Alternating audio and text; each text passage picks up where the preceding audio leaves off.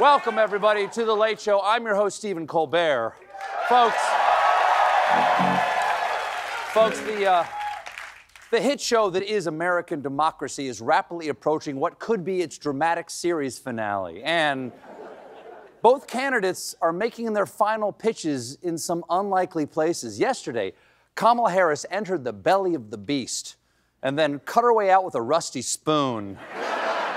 In an interview on Fox News with anchor and Botox that's had some man done, Bret Baier. I want to be clear, okay? I want to be clear about this. I believe that journalists should always ask the toughest questions of presidential candidates, and Bret Baier certainly plays a convincing journalist on Fox News. But as we learned in the aftermath of the Dominion suit against Fox, when the rubber hits the road, Bret's ready to throw the journalism under the bus, because on the 2020 election night on November 3rd, the Fox decision desk correctly called Arizona for Biden before anybody else. But following an outcry from the Mad MAGAs on November 5th, Baier wrote an email that says the Trump campaign was really pissed. This situation is getting uncomfortable, really uncomfortable. I keep having to defend this on air, adding, it's hurting us. The sooner we pull it, even if it gives us a major egg and we put it back in his column, the better we are, in my opinion. So, you'd be justified in thinking that Baier might be doing this interview for an audience of one.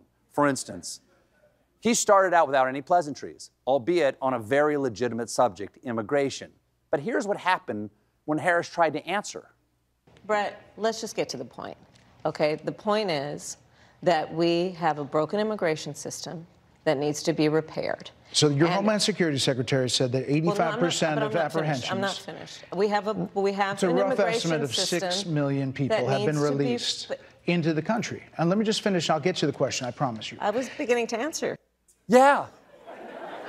You ask a question, you have to let her answer. Does he think he's interviewing himself? Your hair is looking particularly snapped on today, Bret. Why, thank you, Bret. My pleasure, Bret.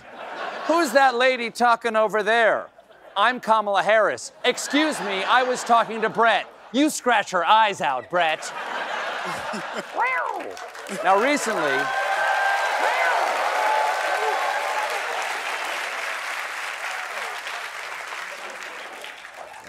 recently, and on multiple occasions, Trump has made some bone-chilling threats about using the military against American citizens, his political opponents, which Harris brought up to Baier, who then tried to pull something I'm sure he thought was very clever. We asked that question to the former president today. Harris Faulkner had a town hall, and this is how he responded. I heard about that. They were saying I was, like, threatening. I'm not threatening anybody.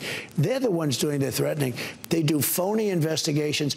I've been investigated more than Alphonse Capone. He was the greatest gangster. No, it's true. No, but think of it. It's called weaponization of government. It's a terrible thing. So, Bret, I'm sorry, and with all due respect, that clip was not what he has been saying about the enemy within that he has repeated when he's speaking about the American people. That's not what you just showed. She's right. He did not show what she was talking about, though in his defense, maybe he couldn't see the clips because his eyes are two dehydrated blueberries. So it's so pretty, but so tiny. And we know what Trump actually said in that interview because Fox was dumb enough to point a camera at him. And it is the enemy from within, and they're very dangerous. They're Marxists and communists and fascists, and they're sick. They're dangerous for our country. We have China, we have Russia, we have all these countries. If you have a smart president, they can all be handled. The more difficult are, you know, the Pelosi's, these people, they're so sick, and they're so evil. The whole quote makes it a little different, doesn't it, buddy? Though without the full quote, it sounds relatively sane. It's like if you only watch the first 10 minutes of Jurassic Park, you'd think, that place looks like a lot of fun.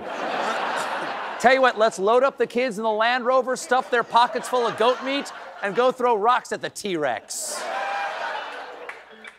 A journalist can't selectively edit what someone says just to please their audience, but a late-night host can.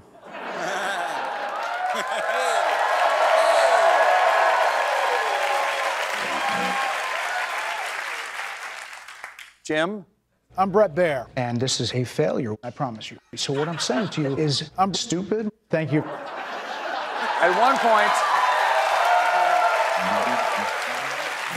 not a journalist.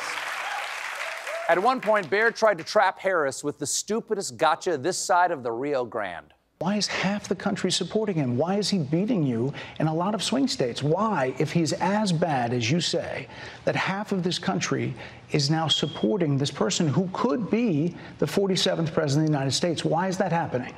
This is an election for president of the United States. It's not supposed to be easy. I know, but it's not supposed to be. It is not supposed to be a cakewalk for anyone. So are they misguided, the 50%? Listen, are they stupid? No, they're not stupid, Bret. They've just been watching your network, and your network feeds them lies. It's like Taco Bell asking, why do all these people have diarrhea? It's you guys. You're the diarrhea factory. Let him know. Let him know. Say it plain. Why are all these people junkies? All we do is feed them heroin. Thankfully, Harris refused to take the bait. Are they stupid? What is God, it? I would never say that about the American people. Thank you, Madam Vice President. Americans are not stupid. We are exceptional. We invented the electric light bulb. We put a man on the moon. We put a rubber nutsack on the trailer hitch of your truck. That's one small sack for truck. One giant sack for a man, I gotta say. They're not really to scale. Baier tried his best to make Harris into Biden, and she wasn't having it. Let me be very clear. My presidency will not be a continuation of Joe Biden's presidency.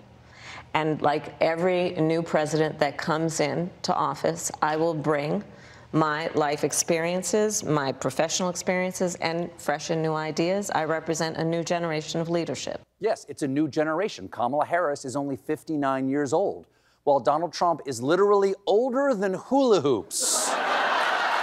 It's true. No, it's true. It's true. The whammo. It is absolutely true. When I was a kid, they only had hula squares.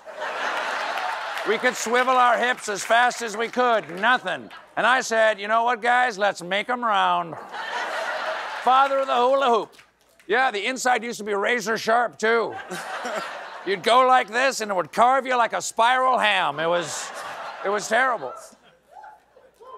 Over on the Trump train last night, he attended a town hall for undecided Hispanic voters that was broadcast on, and I know I'm going to say this name wrong, so I'm going to ask Felipe, one of my Spanish-speaking writers. Felipe, how do you say the name of this network? Univision. Thank you, thank you. So what he said. So anyway, Trump had this town hall, the goal of which was to convince Latinos to vote for him, and he, I'm sorry, how do you say this, Felipe? Crapped the bed. Gracias. Gracias, mi amigo. Yeah.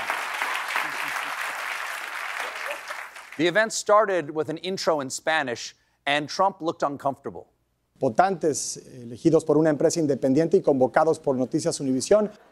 I'd like to point out that there is no difference between his nervous swaying to Spanish and his dancing to Ave Maria.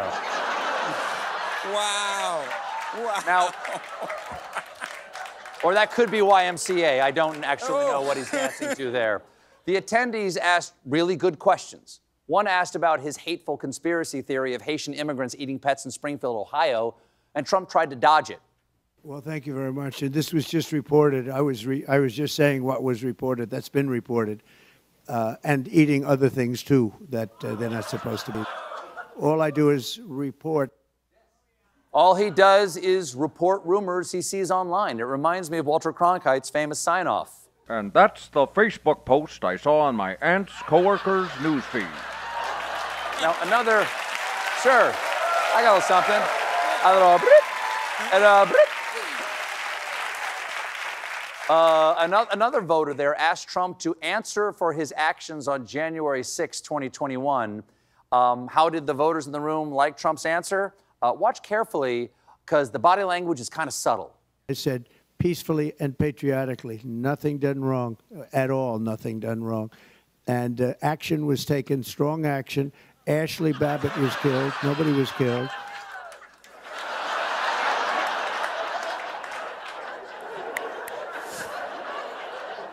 That woman's reaction is a true treasure.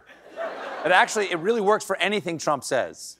I happen to have a very good relationship with a woman called Melania. We got a great show for you tonight. My guest is the one and only Bob Woodward. And when we come back, the hottest new youth trends. Stick around, younglings.